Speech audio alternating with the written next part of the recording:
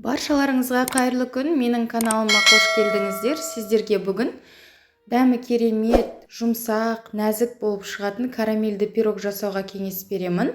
Ол үшін бізге қажетті заттар: ұн, май, жұмыртқа, қант және қаймақ. Ұнымызды електен өткізіп, сары майымызды қосып, бір келкетіп араластырып алатын боламыз. Песочный қамыр илеп аламыз. Содан соң қантымызға жұмыртқамызды салып, қаймағымызды салып, араластырамыз.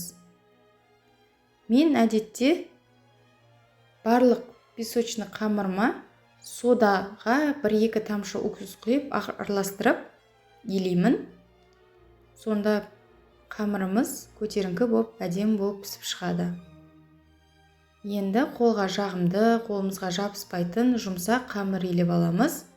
Осындай қамырымызды 15 минутқа тоңазытқышқа қойып қоямыз. Енді салмасын жасауға кірісеміз.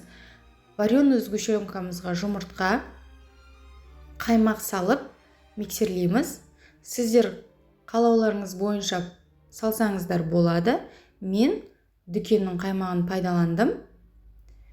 Рецепттің толық нұсқасын описание бөліміне қалдырып кетемін. Сол жерден асықпай көріп, сақтап алып, үйдегілеріңізге жасап берсеңіздер болады. Салмасына 1 ас қасық жүгері крахмалын қостым. Жақсылап араластырып аламыз. Осы кезекте тоңазытқыштағы қамырымызды алып, формамызға әдемілеп жайғастыратын боламыз. Содан соң салмасын құйып, 180 градустағы пешке 40-45 минутқа қойып пісіріп аламыз. Осындай болып шығады. Дәмі өте керемет.